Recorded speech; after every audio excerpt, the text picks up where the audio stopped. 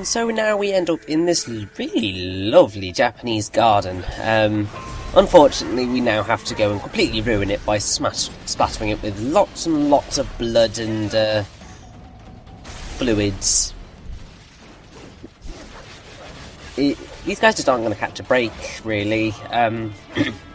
Because literally we're just going to shove them through the blender that is Raiden. Which is perfectly fine in my books, but obviously we are meant to question the reason behind all this blendering with what happened at the end of the last chapter, but just everything's been completely forgotten.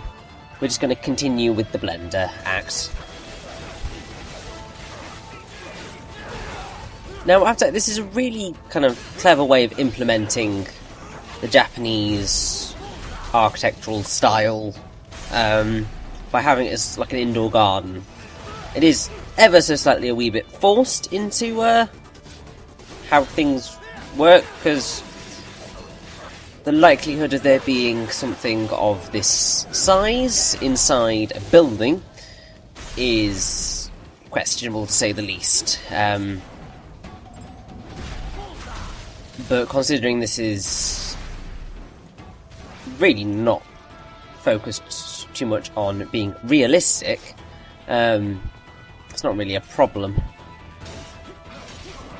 It's just quite cool. Also, I just love cherry blossom trees. Like, seriously, they are one of my favourite trees ever. They've just got that amazing look to them, and especially when you're in the middle of a fight, they're just really, really cool. I mean, pretty much, if I had the option of what tree I was going to put in my back garden, I would want a cherry blossom. Just because whenever the petals fall, it's just really beautiful. It would also kind of remind me of 5 centimeters per second, which, although it's a rather slow and really kind of quiet film, it's still very beautiful. And also, cherry blossoms remind me of Okami, which is obviously a phenomenal game that even more people should play. It's getting its due these days, much more so than it ever used to. Although, it does depress me that Hideki Kamiya is probably not going to get the chance to go back to it, because Capcom won't give it to him. I mean, I say that, and that's kind of slightly going against what Platinum Games do, in that, really, we should, well, particularly Hideki Kamiya, we should always be rooting for new stuff from him, because, I mean, my god, pretty much every new franchise that he has created, well, new IP, I should say, that he's created has been amazing. Because, I mean, Devil May Cry, that did incredibly well until recently. Beautiful Joe is awesome. And you've got you've got Okami, which is one of the greatest games ever made. No doubt about it. It's fantastic. You've got Bayonetta, which you should really very much know my love of. I mean, if you've been watching this, then you will already have heard me mention it a good few times, because I love it that much. And then the wonderful 101, which is also absolutely fantastic. So, new IP from Hideki Kamiya should always be something to get excited about. But that doesn't mean that I don't want sequels to these things. Though I was saying I want a sequel to Okami. A sequel to Okami already happened, and it was Okamiden, and I have to say, wasn't particularly impressed by that.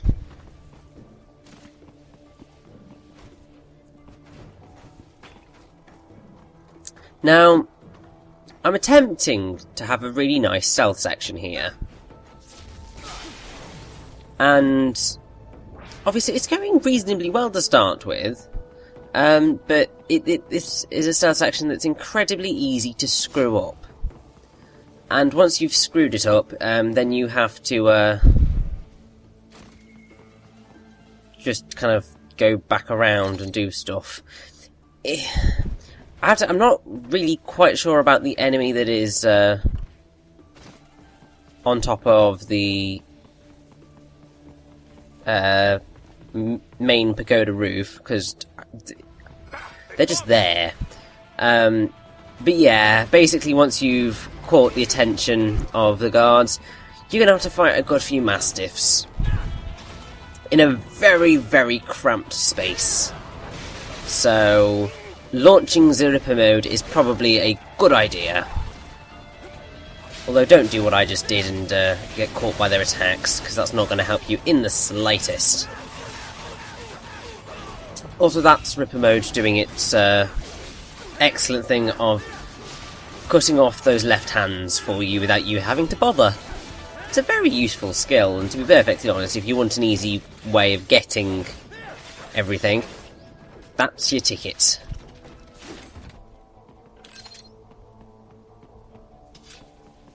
So now, to get out of this area, we have to get up to this particular upper level. We also have a little chest here, which contains a data storage card. There's loads of them hidden about, but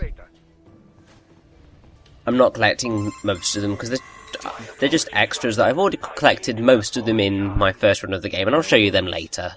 They don't really give you that much, so What are you talking about? If it wasn't for you, I wouldn't have gotten Jack back. Then that is your true nature. More or less. Still interested?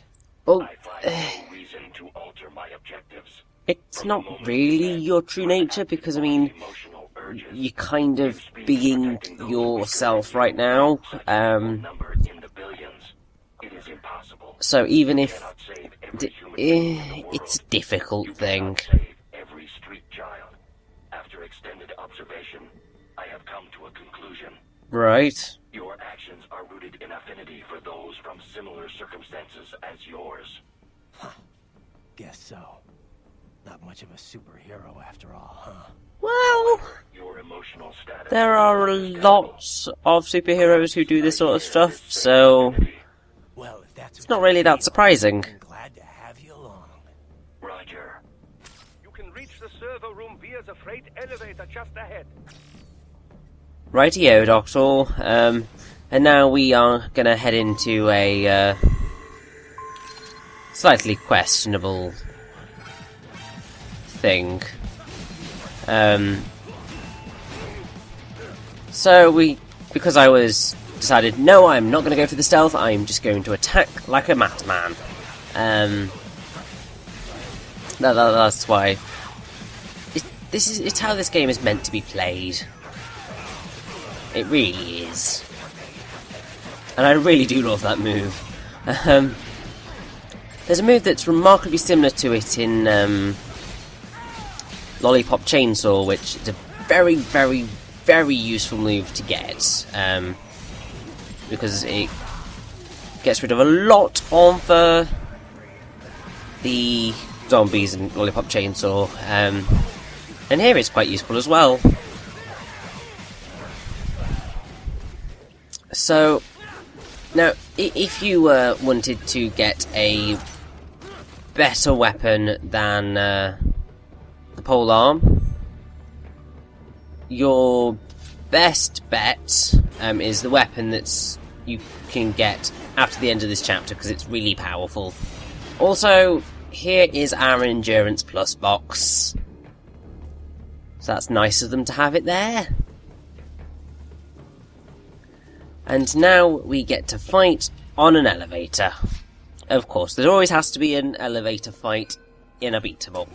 / hack and slash. It's just the way these things work, really. Now, the main thing you've got to do here is make sure that you don't get too many enemies on here, because otherwise the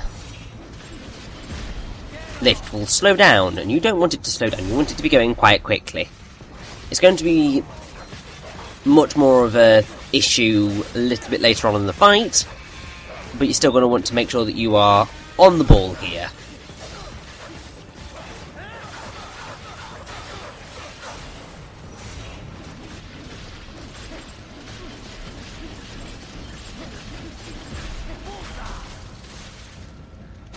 Oh god, there's two geckos there. Am I going to use Ripper mode? Just try and beat the heck out of them? I don't know, I can't remember.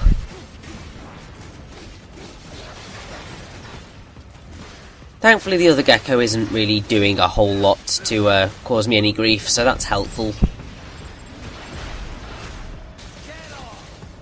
And now that he's dead, we can just kind of have a slightly more chill focus on this guy, because no other enemies are going to pop up until he's dead.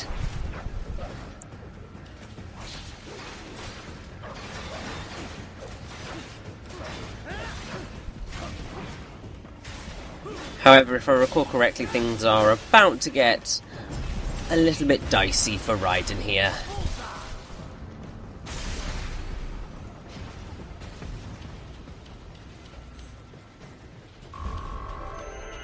Because, oh no, excellent, Nest rank. That streak's not going to last at all. Look up, Raiden. Another freight platform.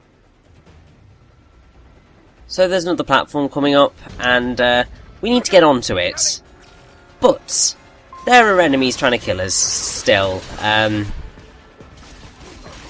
So this is the point where you need to get enemies dead as quickly as possible, because you need to get onto that elevator as quickly as possible. Because it's going to get dangerous here very soon.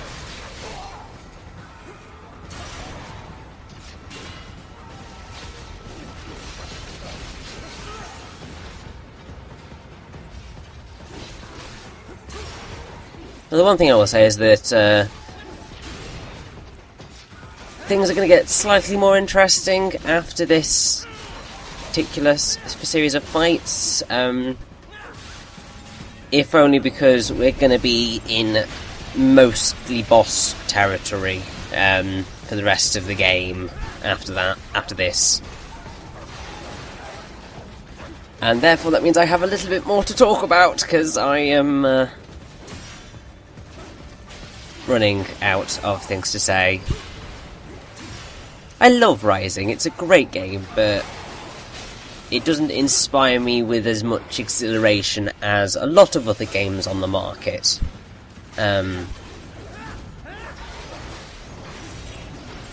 Which is unfortunate, but I think that's just because I've never really been a fan of Metal Gear, largely because of its stealth-based gameplay. And I don't know.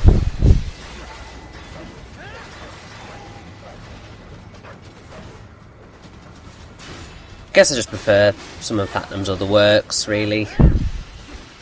Mostly Hideki Kamiya's stuff, but that's besides the point. Right. So we got through another fight. You may think it's over. No, it's not. It's very far from being over, because now the platform's been set on fire, and this is the point at which you need to get onto the next platform immediately, as soon as you can. You do, however, have to wait a little bit to be able to get onto the other platform, because a certain thing has to happen before you even get the chance. Really annoyingly.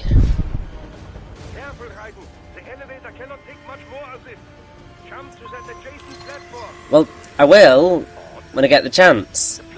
But this dwarf gecko is slowing us down. Yep, we're doing so. We're just beating the hell out of them. Now, if you want to get an S rank, stay on this platform for a little bit longer.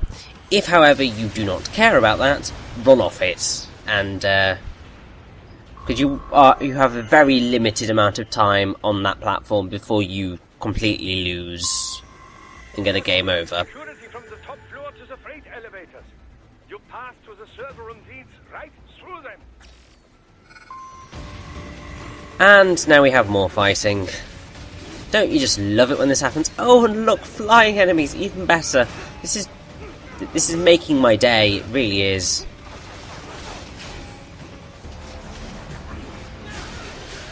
Thankfully, Ripper mode just obliterates them. You can actually get through this particular bit very, very quickly. And I believe, if I recall, on the speedrun that I watched the other week, so that was the Awesome Games Done Quick 2013/14. I can't remember what they called it. I think it was 2014. Well, it was at the start of this year, so it would be 2014. That this particular section is very well put together in terms of how much energy you can get and how you tackle it. So if you're very precise in your attacks and your movements, you can get this entire section done stupidly quickly. It's insane how quickly you can get it done. And in fact, watching that Rising speedrun was very, very impressive. Because there were certain bits of the game that you can literally just kind of glitch through. Obviously that happens in a lot of games, but kind of there are certain sections which you can just miss completely, which is always quite fun. I believe one of those is actually the final boss. Well, not the final boss, but you can skip through the final level, pretty much, so that's quite helpful.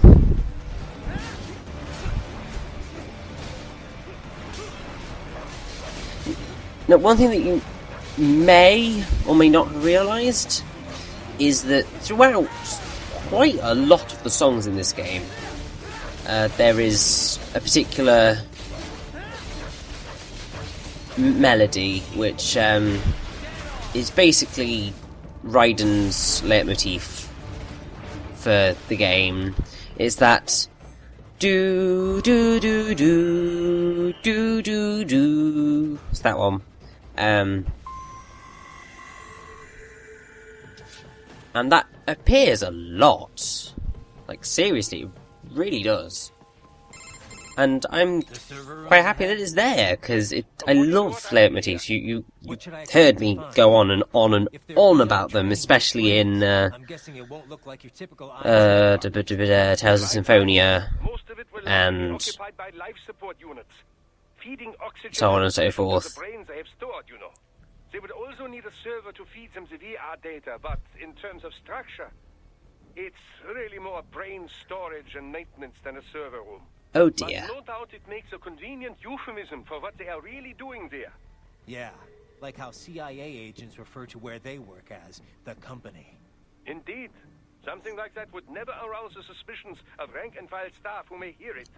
And I'm sure those complicit in this operation feel better not calling it the VR training room.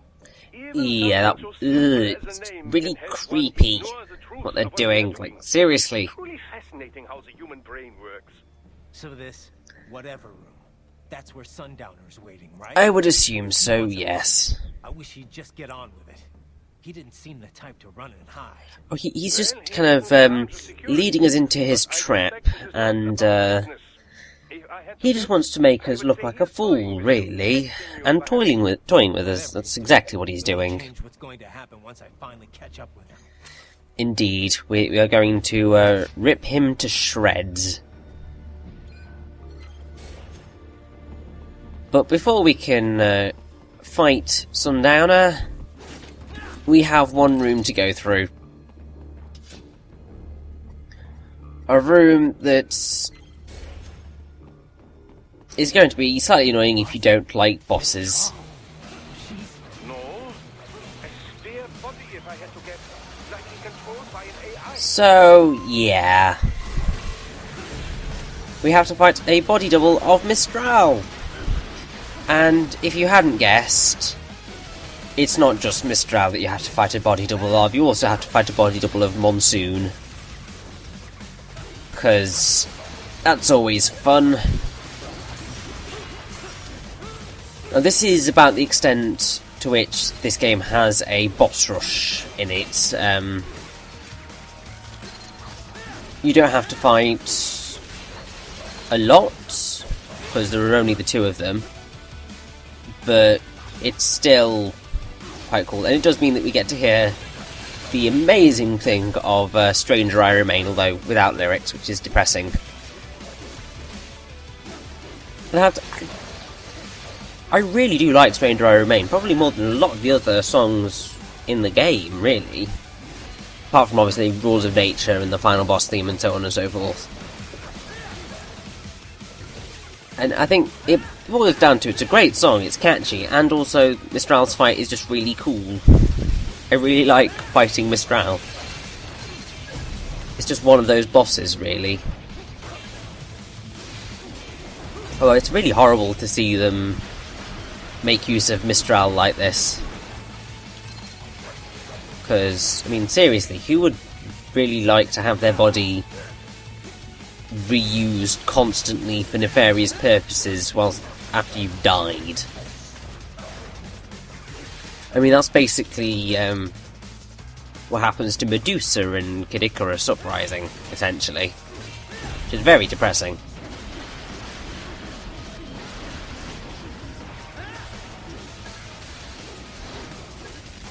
However, Mistral's nearly dead, thankfully. But obviously, as I've said, Mistral isn't the end of it.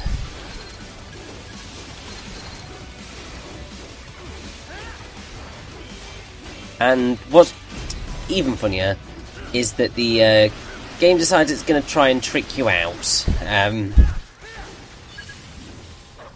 So Mistral goes down, it's just like, yeah! We're good! Let's run to the exit.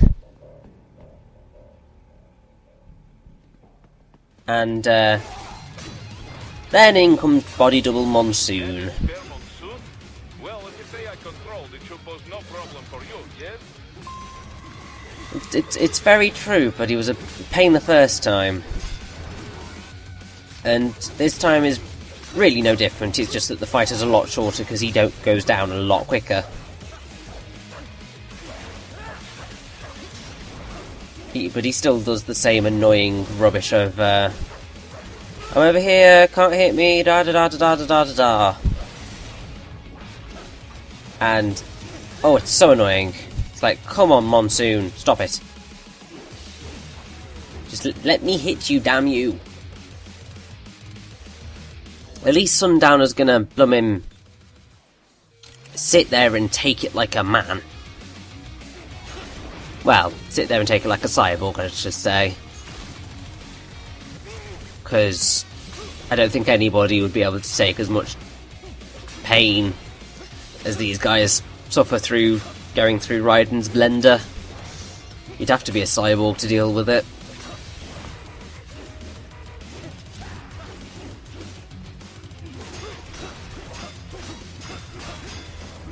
Although it's really creepy seeing the body double face thing. It's just really creepy seeing it on bodies that obviously had faces before. Although obviously we never actually saw Monsoon's face, we just saw kind of his mouth and jaw and chin, really. That was the extent of it.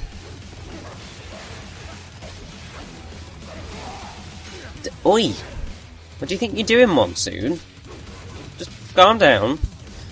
It'll be over soon, don't you worry. Now, I actually managed to hit him with the electromagnetic grenade. It's just a shame that he decided he was going to keep going with the Psy and not allow me to actually do anything.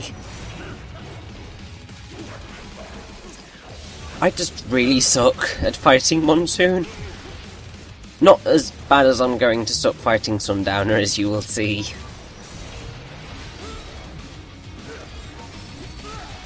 Right, Monsoon, I'm not going to let you finish. But just die already, please, thank you. There we go. Right, it's time to continue on to the server room. Oh god.